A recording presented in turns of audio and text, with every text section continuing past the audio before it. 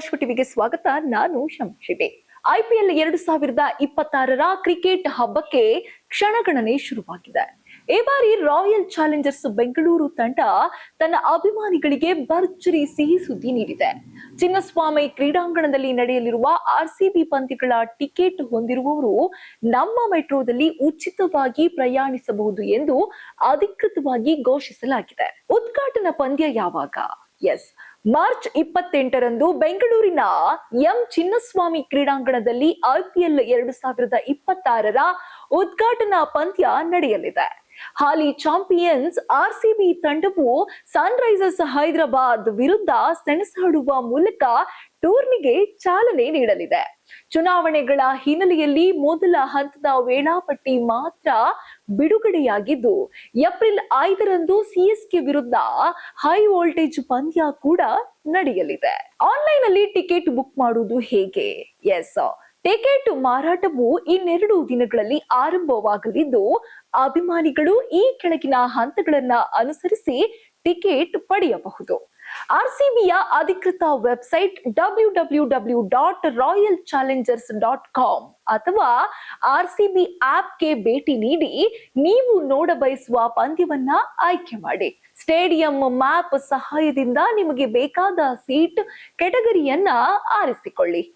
Online ಮೂಲಕ payment ಪೂರ್ಣಗೊಳಿಸಿ. Payment ಯಶಸ್ವಿಯಾದ ನಂತರ ನಿಮ್ಮ ಇಮೇಲ್ ಅಥವಾ ಮೊಬೈಲ್ಗೆ ದೃಢೀಕರಣ ಸಂದೇಶ ಬರಲಿದೆ.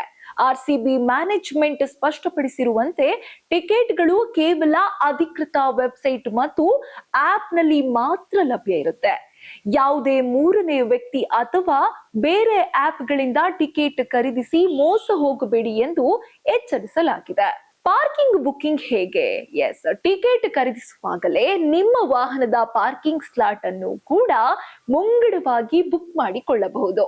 ಆನ್ಲೈನ್ ಟಿಕೆಟ್ RCB ವೆಬ್ಸೈಟ್ ನಲ್ಲಿ ತಿಳಿಸಲಾಗಿರುವ ಅಧಿಕೃತ ಕೌಂಟರ್ಗೆ ಭೇಟಿ ನೀಡಿ ಟಿಕೆಟ್ ಖರೀದಿಸಬಹುದು. ಆದರೆ ಟಿಕೆಟ್ ಖರೀದಿಸುವ ವೇಳೆ ವ್ಯಾಲಿಡ್ ID ಕಾರ್ಡ್ ತೆಗೆದುಕೊಂಡು ಹೋಗಬೇಕು. ಆಧಾರ್ ಕಾರ್ಡ್, ಪ್ಯಾನ್ ಕಾರ್ಡ್ ಅಥವಾ ಪಾಸ್ಪೋರ್ಟ್ ತೆಗೆದುಕೊಂಡು ಹೋಗಬೇಕು. ಇಲ್ಲಿ ಕ್ಯಾಶ್ ಕಾರ್ಡ್, ಡಿಜಿಟಲ್ ವ್ಯಾಲೆಟ್ ಮೂಲಕ ಟಿಕೆಟ್ ಖರೀದಿಸಬಹುದಾಗಿದೆ. Shuttle service. ಸ್ಟೇಡಿಯಂ ಹತ್ತಿರ ಪಿಕಪ್ ಮತ್ತು ಡ್ರಾಪ್ ಮಾಡಲು ಶಟಲ್ ಸರ್ವಿಸ್ ವ್ಯವಸ್ಥೆ ಮಾಡಲಾಗಿದೆ. ಆಪ್ ನಲ್ಲಿ ಟಿಕೆಟ್ ದರ, ಗೇಟ್ ನಕ್ಷೆ, ಎಂಟ್ರಿ ಮತ್ತು ಎಕ್ಸಿಟ್ ಮಾಹಿತಿಗಳು ಲಭ್ಯವಿರುತ್ತೆ.